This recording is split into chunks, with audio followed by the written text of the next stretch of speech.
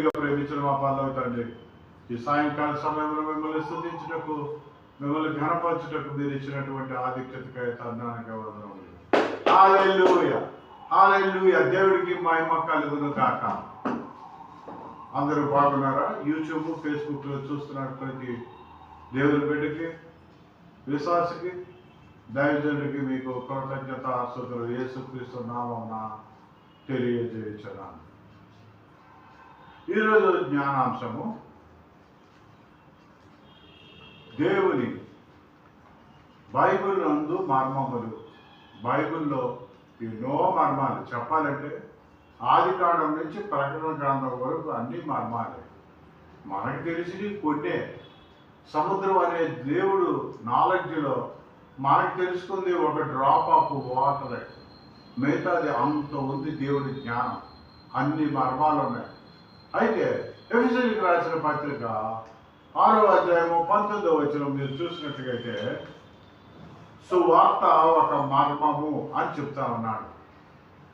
సువార్త అన్యజనులకు చెప్పడానికి, సువార్త ప్రకటించడానికి పౌలు గారిని ఏర్పాటు చేసుకున్నాడు దేవుడు. యూదులకు సువార్త ప్రకటించుటకు పేతురుని ఏర్పాటు చేసుకొని ఉన్నాడు. అయితే మీరు చూడండి 6వ అధ్యాయము 19వ వచనం. ఎఫెసీ 6వ అధ్యాయం 19వ వచనం. మరియు నేను దేని నిమిత్తమై రాయబారినై సంఖ్యలలో ఉన్నానో ఆ స్వార్థ మర్మమును ధైర్యముగా తెలియచేయుటకు నేను మాటలాడ నోరు తెరిచినప్పుడు దానిని గూర్చి నేను మాట్లాడవలసినట్లుగా ధైర్యంతో మాట్లాడటకై వాక్శక్తి నాకు అనుగ్రహింపబడినట్లు నా నిమిత్తము పూర్ణమైన పట్టుదలతో విజ్ఞాపన చేయుచు మెలకువగా ఉండు. అది సువార్త ప్రకటించడానికంట పూర్ణ జ్ఞానము సెయింట్ పాల్ గారికి దేవుడు ఇచ్చాడు. అది మర్మమై ఉన్నది. సువార్త అనేది మర్మమై ఉన్నది అని పౌలు చెప్తా ఉన్నాడు. అంతేకాకుండా అన్య జనులకి ఎక్కువ కాదు, అన్య జనులకి చెప్పడానికే 14 పుస్తకాలు రాశాడు ఆయన. ఆయన ప్రపంచమంతా తిరిగాడు. తిరిగి యెరూషలేము నుంచి బయలుదేరాడు, మళ్ళీ యెరూషలేముకి వచ్చాడు, మళ్ళా బయలుదేరాడు, మళ్ళీ యెరూషలేముకి వచ్చాడు, మళ్ళా బయలుదేరాడు, యెరూషలేముకి వచ్చాడు. అప్పుడు చనిపోతాడు. కనుక దేవుడు యందు నిద్రించాడు పౌలు. మీరు ఇంకా చూసినట్లయితే ఎఫెసీయులు 3:3 చూసినట్లయితే ఈ సువార్త అనేది దేవుడి మర్మమై ఉన్నది. చాలా మందికి ఈ సువార్త గురించి తెలియదు. ఈ సువార్త ప్రకటించడం ఇది మర్మము, దేవుడు ఒక సీక్రెట్గా మిస్టరీగా అట్టుపెట్టాడని ఎవరికి తెలియదు. ఇదేదో అమెరికా వాళ్ళది, అక్కడి నుంచి వచ్చింది గొప్ప సువార్త. మరి అండమాన్ నికోబార్లో కూడా ఒక దైవజనుడు వెళ్ళినప్పుడు ఇదిగో ఏదో దేవుడిని మాకు పరిచయం చేస్తున్నాడు, మాకు తెలియని దేవుడిని పరిచయం చేస్తున్నాడని మరి బాగానే ఉన్నారు 3 సంవత్సరాలు. మరి ఏమైందో అక్కడ ఒక జాతి వారు ఆ దైవజనుడిని చంపేశారు. ఇది లోకంలో జరుగుతూ ఉంది. దేవుడు ఎప్పుడో చెప్పాడు. ఎఫెసీయులు 3:3 చూడండి. ఎఫెసీ 3:3 ఎట్లనగా క్రీస్తు మర్మము దేవదర్శనం వల్ల నాకు తెలియపరచబడ్డదని సంగతిని దేవుడే బయలుపరిచాడు, కానీ తనకు సొంతంగా పుట్టి తన ఏదైనా చెప్పటం అనేది జరగట్లా. కానీ ఇప్పుడు చాలా మంది దైవజనులు సువార్త ప్రకటించేటప్పుడు సొంత ఆలోచనలు, సొంత బుద్ధిని ఉపయోగించి చెప్తున్నారు ఒక్కొక్కరు. ఎందుకంటే మరి అది దేవుడి నుంచి వచ్చింది కాదు. ఇతను ఏమంటున్నాడంటే నాకు దేవుడి నుంచే వచ్చింది ఆ సువార్త అని చెప్తా ఉన్నాడు. క్రీస్తు మర్మము దేవదర్శనం వల్ల నాకు తెలియపరచబడిన సంగతిని కూర్చి మునుపు సంక్షేపంగా రాసి తిని మీరు దానిని చదివినలా దానిని బట్టి ఆ క్రీస్తు మర్మమును కూర్చి నాకు కలిగిన జ్ఞానమును గ్రహించుకొనగలరు. హల్లెలూయా. మీరు అలాగే చూసుకున్నట్లయితే మరి సంఘం గురించి కూడా అది గొప్ప మర్మమై ఉన్నది. సంఘము అంటే అది ఒక మర్మం అంటున్నాడు. ఎఫెసీయులకు రాసిన పత్రిక 5వ అధ్యాయము 32వ వచనం చూడండి. ఎఫెసీ 5:32. ఎఫెసీ 5:32.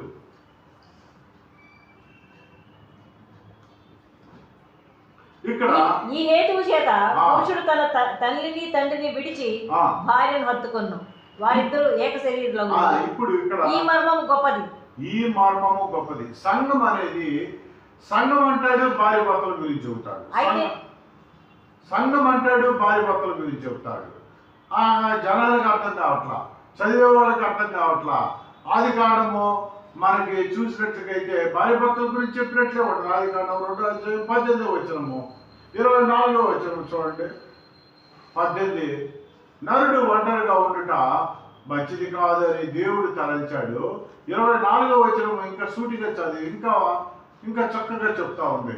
2 ఆదికాండం 2:24. కాబట్టి పురుషుడు తన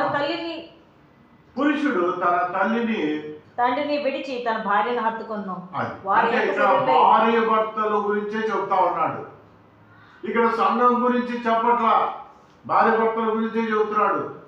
అయితే అది చూస్తానికి భార్య భర్తల్లా ఉంటుంది. మీరు అలాగే చూడండి, గలతీయులకు రాసిన పత్రిక 4వ అధ్యాయము 26వ వచనం మీరు చూసినట్లుగా అయితే, గలతీయులకు రాసిన పత్రిక 4:26. అయితే నేను పైన యెరూషలేము స్వతంత్రంగా ఉన్నది, అది మనకు తల్లి. అది చూడండి, ఆగండి. ఇప్పుడు భార్య భర్తల గురించే చెప్తున్నారు. పురుషుడు తన తల్లి తండ్రిని విడిచిపెట్టి భార్యని హత్తుకున్నాడు అని చెప్తే పరలోక యెరూషలేము గురించి చెబుతా ఉన్నాడు. ఇక్కడ చూడండి, పరలోక యెరూషలేము తల్లి అంటున్నాడు. అంటే యేసుక్రీస్తు ప్రభువు తన తండ్రిని విడిచిపెట్టాడు, పరలోక యెరూషలేమైన తల్లిని విడిచిపెట్టాడు, భార్య అయినటువంటి సంఘమును హత్తుకున్నాడు. ఇదే మర్మం, సంఘము యొక్క మర్మం. నేను భార్య భర్తల గురించి చెప్పట్లేదు అంటున్నాడు. 5:32 ఇంకోసారి చదవండి. ఎఫెసీ 5:32. ఈ మర్మము గొప్పది, అయితే నేను క్రీస్తును గూర్చి సంఘమును గూర్చి చెప్పుచున్నాను. అది భార్య భర్తల గురించి చెప్పట్లేదు రా బాబు, నేను క్రీస్తుని గురించి సంఘం గురించి చెప్తున్నాను. మీరు ఇంకా ఇంకొద్దిగా డీప్ లోకి వెళ్ళాలంటే ప్రకటన 19:6-7 చూడండి. మరి సంఘాన్ని భార్య కింద, క్రీస్తు భార్య కింద పోల్చాడు సంఘాన్ని. ప్రకటన 19:6-7. అప్పుడు గొప్ప జనసమూహపు శబ్దమును, విస్తారమైన జలముల శబ్దమును, బలమైన ఉరుపు శబ్దములు పోలిన ఒక స్వరము, సర్వాధికారియు ప్రభువునకు మన దేవుడు ఏలుచున్నాడు, ఆయన స్తుతించుడి. గొర్రెపిల్ల వివాహ మహోత్సవ సమయం వచ్చి ఉన్నది. బైబిల్లో ఆది కాండంలో మరి ఒక నదితో స్టార్ట్ అవుద్ది, నదితో ఎండ్ అవుద్ది, ఆత్మతో స్టార్ట్ అవుద్ది. ఆది కాండం మొట్టమొదటిలో ఆత్మతో ఎండ్ అవుద్ది. ఒక వివాహంతో స్టార్ట్ అవుద్ది, ఆదాము వివాహంతో స్టార్ట్ అవుద్ది. ఒక గొర్రె పిల్ల మహోత్సవ వివాహంతో ఎండ్ అవుద్ది. ఇప్పుడు ఇక్కడ చదవండి. గొర్రెపిల్ల వివాహ మహోత్సవ సమయం వచ్చినది, ఆయన భార్య అంటే యేసుక్రీస్తు భార్య సంఘం తన్ను తాను సిద్ధపరచుకుని ఉన్నది. అది కనుక ఇక్కడ యేసుక్రీస్తు గురించి, సంఘము గురించి రాయబడి ఉంది. ఇది భార్య భర్తల గురించి కాదు అని చెప్పాడు. ఇంకా మనం ఇంకొకసారి చూసినట్లయితే 16 రోమీయులకు రాసిన పత్రిక 16:25. రోమా 16:25. కాబట్టి బోర్డు అంత ఉంది సబ్జెక్టు. సమస్తమైన అన్ని జనులు విశ్వాసములకు విధేయులు అగునట్లు అనాది నుండి రహస్యంగా ఉంచబడి ఇప్పుడు పరచబడిన మర్మము నిత్య దేవుని ఆజ్ఞ ప్రకారము ప్రవక్తల లేఖనముల ద్వారా వారికి తెలుపబడి ఉన్నది. ఈ మర్మమును అనుసరించి ఉన్న నా సువార్త ప్రకారం గాను, యేసుక్రీస్తును గూర్చిన ప్రకటన ప్రకారం గాను మిమ్మల్ని స్థిరపరచుటకు శక్తిమంతుడును అద్వితీయ జ్ఞానవంతుడైన దేవునికి యేసుక్రీస్తు ద్వారా నిరంతరం మహిమ కలుగును గాక. హల్లెలూయా. కనుక సంఘము అనేది ఒక మర్మము, సువార్త అనేది ఒక మర్మము, ఇంకొక మర్మము దేవుడి జ్ఞానం కూడా ఈ నాస వాళ్ళకు కూడా అర్థం కావట్లా, ఈ నాస్తికులకి అర్థం కావట్లా, మరి విగ్రహారాధన చేసే వాళ్ళకి కూడా అర్థం కావట్లా. ఎవరి ఇష్ట దైవాన్ని వాళ్ళు ఆరాధన చేసుకుంటున్నారు, పూజ చేసుకుంటున్నారు. కానీ దేవుడి జ్ఞానము, దేవుడంటే ఎవరు? మరి కైలాస మహర్షి అని చెప్పి ఒక బుక్ ఉంది. అతడు మరి హిమాలయ పర్వతాల్లో దేవుడు ఎవరు అని తపస్సు చేసుకుంటా ఉన్నాడు.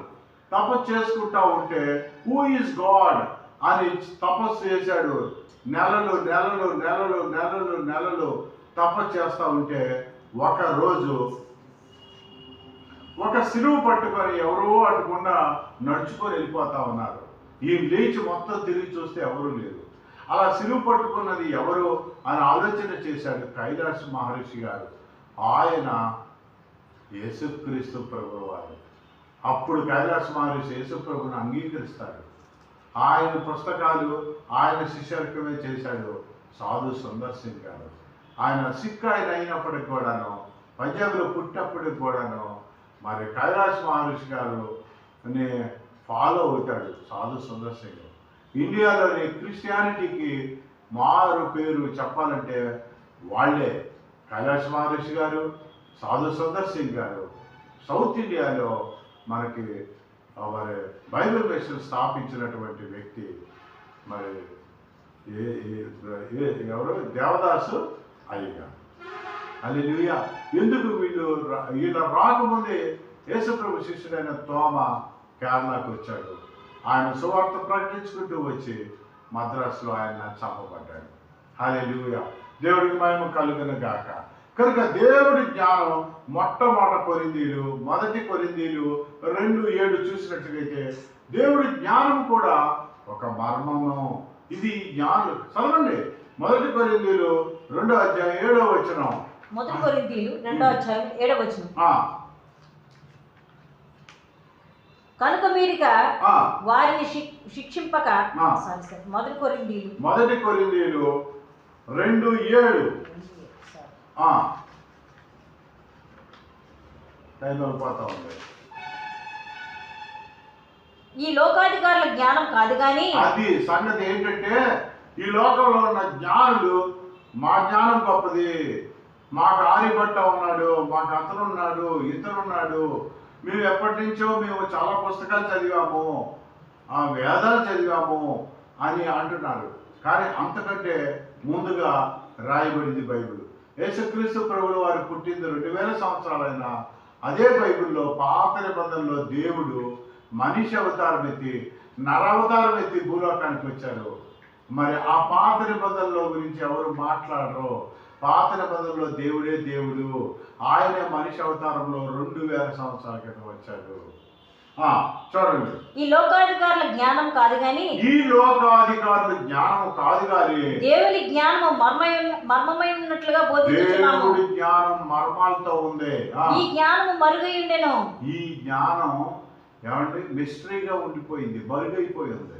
అది ఎవడు బయటకు తీసుకురావట్లా, అది ఎవరికి తెలియదు, అది మరుగైపోయి ఉన్నది. ఏమండి ఇప్పుడు అందరూ ఎవరిని కదిపామనుకో, ఎవరినైనా ఎరా బాబు బాగున్నావా అని భుజమే చేసాము, ఏం చెప్పమంటావు బాబు మా బాధలు. అందుకే నార్త్ ఇండియాలో ఒక మాట అంటారు, దునియా మే సబ్ దుఃఖీ హై కోయి సుఖీ హై నహీ, దునియా మే సబ్ దుఃఖీ హై కోయి సుఖీ హై నహీ. ఎవరు సుఖపడినోడు ఎవడు లేడు, అందరూ బాధపడుతున్నాడు. మన చిన్నప్పుడు ఒక పాట కూడా పాడుకున్నాము, లోకాన మరుగున దాగి సుఖమున్నదిలే. మరుగైపోయిందంట సుఖము. లోకాన మరుగున దాగి సుఖమున్నదిలే. దాంట్లో 2 అర్థాలు వస్తాయి. దొరకట్లేదు సుఖం, లోకాన సుఖం అనేది లేదు, సమాధానం లేదు. ఆస్తి ఉంటుంది, అంతస్తులు ఉంటాయి, సంపాదన ఉంటుంది, అధికారం ఉంటుంది, అందం ఉంటుంది, బిల్డింగులు ఉంటాయి, బంగారం ఉంటాయి, సమస్తం ఉంటాయి, కార్లు ఉంటాయి, విమానాలు ఉంటాయి. కానీ వాడికి సుఖం ఉండదు, వాడి ఇంట్లో సమాధానం ఉండదు. కారణం యేసుక్రీస్తుని కలిగి ఉండడు. అందుకే వాడికి లోకాన సుఖము మరుగైపోయింది. అంటే మరుగున దాచబడి ఉన్నది. జ్ఞానము, దేవుడి జ్ఞానము కూడా జ్ఞానులకు అర్థం కావట్లా, మరుగైపోయింది. హల్లెలూయా. 1 కొరింథీలు 2:7. లూకా సువార్త 10వ అధ్యాయము 21వ వచనం. లూకా 10:21. దేవుడి జ్ఞానం అనేది లూకా స్వార్త మిస్టరీ. 10:21 వచ్చింది. ఆ గడిలోనే యేసు పరిశుద్ధాత్మ యందు బహుగా ఆనందించి, తండ్రి, ఆకాశమునకును భూమికిను ప్రభువా, నీవు జ్ఞానులను వివేకులను ఈ సంగతులను మరుగు చేసి ఏ సంగతులను దేవుడు అసలు చెప్పండి. సూర్యుడు చంద్రుడు భూమికి ఎంత దూరంలో ఉన్నాడు? సూర్యుడి నుంచి భూమి మీద ఒక రేస్ పడాలంటే, ఒక సూర్య కాంతి కిరణం పడాలంటే 8 నిమిషాలు పట్టుద్దంట. ఇట్లాంటివి కనుగొంటున్నారు. కాంతి సంవత్సరాలని వీళ్ళు ఒక ప్రమాణం పెట్టారు. ప్రతి దానికి ఒక ప్రమాణం పెట్టారు. గాలి అనేది ఎట్లా ఉంటుంది, భూమి అనేది ఎలా ఉంటుంది, ఒక మెటీరియల్ థింగ్స్ ఉంటుంది. తర్వాత అలాగే ఒక యానకం, ఒక గాజు చూడండి, ఒక నీళ్లు చూడండి, ఒక యానకంలోంచి ఒక యానకం ఎలా ప్రవేశిస్తుంది, శబ్ద తరంగాలు ఏంటి, మరి విద్యుత్ తరంగాలు ఏంటి, ఇట్లాగే జ్ఞానం కలిగి ఉన్నాడు. కానీ సృష్టి ఇది ఎవడు క్రియేట్ చేశాడో ఎవరికి తెలియదు. దేవుడి జ్ఞానం అర్థం కాదు. అయ్యా దేవుడు అనేవాడు లేడయ్యా, ఇది సైన్స్ అయ్యా, పచ్చి అబద్ధం. మీకు బెస్ట్ ఎగ్జాంపుల్ చెప్తాను. ఇప్పుడు ఈ బైబిల్ ఉంది, ఇదంతా ఇది వచ్చేసింది అంటారా? కాదు. ఇది బైబిల్ మిషన్, మరి Mahatma Gandhi road Bible mission society వాళ్ళు బెంగళూరులో వాళ్ళు ప్రింట్ చేస్తే వచ్చింది. నాకు కనబడే ఆ ఫ్యాను మరి ఎవరు తయారు చేశారంటే అది ఒక ఉషా కంపెనీ వాడు తయారు చేశాడు. ఒక వాచ్ ఒక హెచ్ఎంటి కంపెనీ వాడు తయారు చేస్తా ఉన్నాడు. మరి ఒక్కొక్క ఏ వస్తువు చూసుకున్నా సరే, ఒక వస్తువుని చూసినప్పుడు ఒక మ్యానుఫ్యాక్చరర్ ఉంటాడు. ఒక ఇల్లు ఉంది, ఒక ఇంజనీరు పరివాళ్ళు పెట్టుకొని కట్టిస్తాడు. ఒక ఇల్లు, ఒక మ్యానుఫ్యాక్చరర్ ఉంటాడు. ప్రతి వస్తువుకి ఒక్కొక్క మ్యానుఫ్యాక్చరర్ ఉంటాడు. అట్లాగే సూర్యుడికి ఒక మ్యానుఫ్యాక్చరర్ ఉన్నాడు, చంద్రుడికి ఒక మ్యానుఫ్యాక్చరర్ ఉన్నాడు. అంతేకాదు భూమి చుట్టూ చంద్రుడు తిరగటం, భూమి చంద్రుడు సూర్యుని చుట్టూ తిరగటం, గ్రహాలన్నీ ఆయన చుట్టూ తిరగటం, అది ఒక గెలాక్సీ పాలపొంత కింద అంటాం. ఇలాంటి పాలపొంతలు అనేకమైనవి ఉన్నవని నాసా సైంటిస్టులు, ప్రపంచ జ్ఞానులు, ప్రపంచంలో ఉన్న వాళ్ళందరూ వలస వెళ్ళిపోతే ఏర్పడిన అమెరికాలో ప్రపంచంలో ఉన్న సైంటిస్టులు అందరూ అమెరికా వెళ్ళి కనిపెట్టి చెప్తున్నది ఏంటంటే అనేక గెలాక్సీలు ఉన్నాయి, అనేక పాలపొంతలు ఉన్నాయి.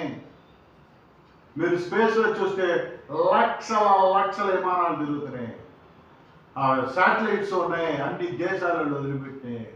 ఇక మన కనబడే ఆకాశంలో లక్షల విమానాలు తిరుగుతూ ఉన్నాయి. స్పేస్లో మరి రకరకాల ఇదంతా దేవుడి జ్ఞానం నడిపిస్తూ ఉన్నాడు. మరి సముద్రం చూసినట్లయితే మరి భూమి మొత్తం కూడా కొన్ని లక్షల లక్షల షిప్పులు, స్టీమర్లు తిరుగుతూ ఉన్నాయి. ఏమంటే ఆ సముద్రం లోపల అనేక చేపలు అవి ఉన్నాయి. ఎంత గొప్ప దేవుడు! భూమిని సమతుల్యంలో మనం చూడండి. ఒక పడవ ఎక్కినప్పుడు మీకు బెస్ట్ ఎగ్జాంపుల్ చెప్తా. ఒక పడవే దేవుడి జ్ఞానము మర్మమై ఉన్నది అంటానికి బెస్ట్ ఎగ్జాంపుల్. మనము ఒక పడవలో 10 మంది కంటే ఎక్కువ పట్టకూడదు అని చెప్పాడు వాడు. మనం ఏం చేసామంటే 10 మంది ఫస్ట్ ఒక 4-5 ఎక్కారు, ఎక్కి అటే ఉన్నారు.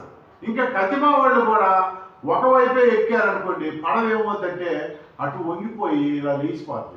ఆ కర్ర పట్టుకొని అటు పక్క ఉన్నాడు కర్రలో పడవలో. వాడు ఏమంటాడంటే కొంతమంది ఇటు రండి అంటాడా అంట. ఆ పడవలో ఉన్నవాడు, ఆ తోలేవాడు ఏమంటాడంటే ఈ 10 మంది కెపాసిటీ దాటిందంటే మునిగిపోద్ది, అది కూడా మీరు ఒక పక్క ఉండబాకండి, కొంతమంది ఇటు రండి, అప్పుడు బ్యాలెన్స్ అవుద్ది.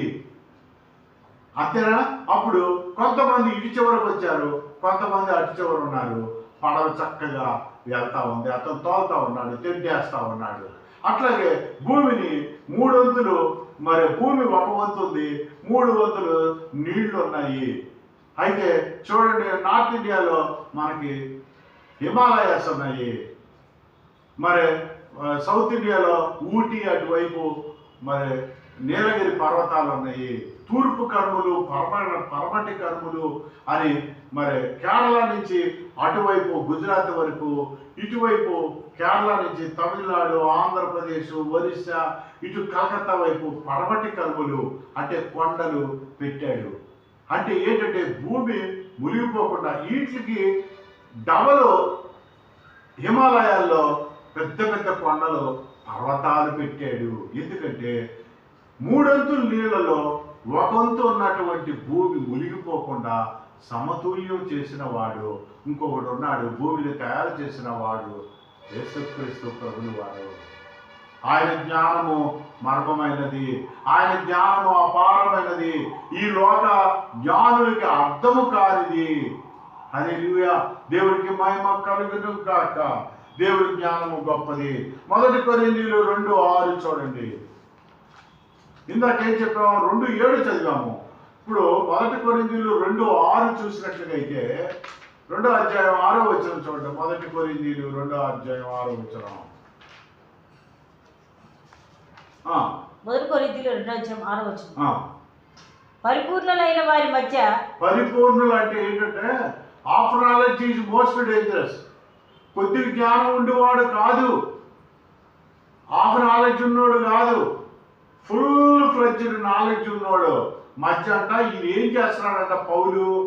పరిపూర్ణులైన వారి మధ్యన జ్ఞానము బోధించుచున్నాము. హల్లెలూయా, జ్ఞానము విజ్డమ్ని బోధించుచున్నాడట. అది జ్ఞానము అంటే ఏమిటో తెలుసా అండి? అది లోక జ్ఞానము కాదు. ఉండండి, జ్ఞానము అంటే ఏంటంటే తెలుసా అసలు మీకు? జ్ఞానము అంటే ఫియర్ ఆఫ్ గాడ్. ఏమంటే devotion, devotion plus fear of God అంటే భయము ప్లస్ భక్తి కలిపితే వచ్చేది జ్ఞానము. భయభక్తులు, యెహోవా యందు భయభక్తులు కలిగి ఉంటే జ్ఞానమునకు మూలాధారము. కనుక ఇప్పుడు వీళ్ళు పరిపూర్ణులైన జ్ఞానులకు ఈ పౌలు బోధ చేస్తున్నాడంట. ఇప్పుడు చదవండి. పరిపూర్ణులైన వారి మధ్యన జ్ఞానం బోధించుచున్నాము. అది ఈ లోక జ్ఞానం కాదు. అది ఈ లోక జ్ఞానం కాదు, అంటే దేవుడి జ్ఞానం. నిరంతకులైపోవచ్చిన ఈ లోకాధికారుల జ్ఞానం కాదు గాని దేవుని జ్ఞానం మర్మమై ఉన్నట్లుగా బోధించుచున్నాము. దేవుడి జ్ఞానం మర్మమై ఉన్నది. ఈ జ్ఞానము మరుగై ఉండెను. ఈ జ్ఞానము మరుగై ఉన్నది అంటే ఎవరికి తెలియట్లా. సూర్యుడేంటి, చంద్రుడేంటి వేల సంవత్సరాల క్రితం మీకు కూడా తెలుసా? జంతువులు, పశువులు, పక్షులకైనా తెలుసున్నాయి, కానీ మానవుడు ప్రాణం పోయేటప్పుడు లేదా ఒక ఎర్త్‌క్వేక్ వస్తుందంటే అదేదో ఫస్ట్లో సునామీ వచ్చినప్పుడు అదేదో చేపలు భూమిలో సముద్రం అడుగు భాగంలో బయటకు వచ్చేస్తున్నాయి అంట. అది ఇటువైపు సునామీ వచ్చినప్పుడు కూడా 2004లో సునామీ వచ్చి కొట్టుకుపోయింది ఇటువైపు. అప్పుడు కూడా అవి బయటకు వచ్చినాయి అంట. మళ్ళీ ఇప్పుడు మొన్న బయటకు వచ్చింది. మీరు ఒక సోషల్ మీడియాలో చూసాము. అక్కడ ఒక కుక్క అరుస్తూ ఉంది. వాడు షాపులో నుంచి బయటకు వచ్చి ఆ కుక్కని కర్ర పెట్టి కొట్టాడు వాడు. అది మళ్ళా వచ్చి అరుస్తూ ఉంది, మొరుగుతూ ఉంది, ఏడుస్తూ ఉంది, పట్టపగలు ఏడుస్తూ ఉంది కుక్క. ఆ షాపులో వాడు దీర్ఘపోయే కాలంలో తిట్టుకుంటున్నాడు. ఒక 5 నిమిషాల తర్వాత వీడు సీసీ కెమెరాలో రికార్డ్ అవుతుంది ఇదంతా. కుక్క అరుపులు ఏడుస్తుంది. అయితే ఎక్కడైతే కుక్క ఏడ్చిందో మరి ఆ ప్లేస్ నుంచి వెళ్ళిపోయింది కుక్క. అట్నుంచి ఒక అమ్మాయి నడుచుకొని వస్తుంది అటేపు నుంచి. ఒక లారీ వచ్చి కరెక్ట్ అదే స్పాట్లో ఆ అమ్మాయి ప్రాణం పోయింది 5 నిమిషాల తర్వాత. ఇదంతా సీసీ కెమెరాలో జరిగింది. అంటే ఒక జంతువుకి దేవుడు చూపిస్తున్నాడు అక్కడ యాక్సిడెంట్ అవ్వబోతా ఉందని. నోరు లేని జీవులకి, జ్ఞానం లేని జీవులకి దేవుడు ఎంత జ్ఞానం ఇచ్చాడో మనిషికి జ్ఞానము ఉండి కూడా అర్థం చేసుకోలేకపోతున్నారు దేవుణ్ణి. కారణం ఆరాధించట్లేదు, నిజమైన దేవుణ్ణి ఆరాధించట్లేదు. The understand of God is impossible. The understand of God is impossible. అసాధ్యము దేవుణ్ణి అర్థం చేసుకోవటం. But we worship him, it is possible. ఆయన ఆరాధన చేస్తే మనం ఆయన అర్థం చేసుకోగలుగుతాము. కనుక ఈ లోక జ్ఞానులకి మరుగై ఉన్నది దేవుడి జ్ఞానము అని చెప్తా ఉన్నాడు. దేవుడి జ్ఞానం మరుగై ఉన్నది, అది బైబిల్ మర్మము. దేవుడి సువార్త మరుగై ఉన్నది, అది బైబిల్ మర్మము. ఏమండి, సంఘము మరి అనేది దేవుడు మర్మమై ఉన్నది. వీళ్ళు ఏమనుకుంటున్నారంటే సంఘం పాస్టర్ దశభాగం తీసుకుంటున్నాడు, పైన ఆలోచన చేస్తున్నాడు, దశభాగం తీసుకుంటున్నాడు, వేరే గొర్రెలు తీసుకొచ్చి అక్కడ కూర్చోబెడుతున్నాడు, అమెరికా డబ్బుల కొరకు అని అనుకుంటున్నారు. కాదు, సంఘము మర్మమైనది, దేవుడి జ్ఞానం మర్మమైనది, సువార్త మర్మమై ఉన్నది. హల్లెలూయా. ఇంకా చూడండి, రోమీయులకు రాసిన పత్రిక 11:25. రోమీయులకు రాసిన పత్రిక లేదా రేపు చేద్దామా? 11 రోమా 11:25 రేపు కంటిన్యూ చేద్దామా? ఇది అయిపోయాక, ఎందుకంటే ఇంకా చాలా ఉంది. సహోదరులారా, మీ దృష్టికి మీరే బుద్ధిమంతులను అనుకుంటున్నట్లు ఈ మర్మము మీరు తెలుసుకొని కోరుచున్నాను. అదేమనగా అన్యజనుల ప్రవేశము సంపూర్ణమగు వరకు ఇజ్రాయేళ్లకు కఠిన మనసు కొంత మటుకు కలిగెను. చూసారా, చాలా మంది అంటారు యేసు ప్రభు తన శిష్యులు, యేసు ప్రభు యూదుడు. చూడండి, ఇండియాలో కూడా ఏమన్నారండి? ఇండియాలో కూడా మహాత్మా గాంధీ అతడు కోమటాయన వయసుడు కనుక, అతడు వయసుడు కనుక మరి ఇందిరాగాంధీ పెళ్లి కాకపోతే అదో పెద్ద స్టోరీ. ఇందిరాగాంధీని అమ్మాయి పార్సికుడిని లవ్ చేస్తే మళ్ళా అతను గాంధీ ఫ్యామిలీలో ఆవిడ్ని అడాప్ట్ చేశాడు గాంధీ గారు, అందుకే ఇందిరాగాంధీ వచ్చింది. అట్లాగా ఒక్కొక్క ఏరియాకి ఒక్కొక్క కులము, ఒక్కొక్క ఏరియాకి ఒక్కొక్క మతం అంటగట్టేసి బీభత్సం చేసేసారు. యేసుప్రభు యూదుడు అని అంటున్నారు. యేసుప్రభు యూదులకు మాత్రమే రక్షణ, అబ్రహాము, ఇస్సాకు, యాకోబు అనే వాళ్ళకి మాత్రమే రక్షణ ఉంటుంది, మనలాంటి వాళ్ళకి రక్షణ లేదు. అంటే దేవునిని ఎరుగిన వారు, పరదేశులైన వారు, ఏమంటే విగ్రహారాధన చేసేవాళ్ళు, మనమందరము అన్యుల కింద వస్తాము, వాళ్ళకి రక్షణ లేదు అని అంటారు. ఇది మర్మమై ఉన్నది. ఏం చెప్తున్నాడో చూడండి, మనకి రక్షణ ఉన్నది. బైబిల్ క్లియర్గా చెప్తా ఉంది.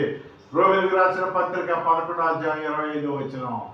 సహోదరులారా, మీ దృష్టికి మీరే బుద్ధిమంతులను అనుకుంటున్నట్లు ఈ మర్మం మీరు తెలుసుకొని కోరుచున్నాను.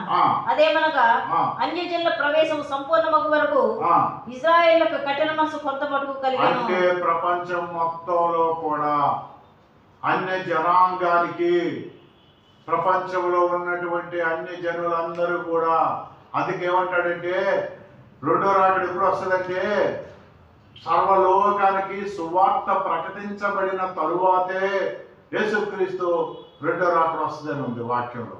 అంతేగాని ఇవో నార్త్ ఇండియాలో బీజేపీ వాళ్ళు, విహెచ్పి వాళ్ళు ఉన్నారు, ఫలానా వాడు విగ్రహారాధన చేస్తున్నాడు, వాడు కూడా మారిన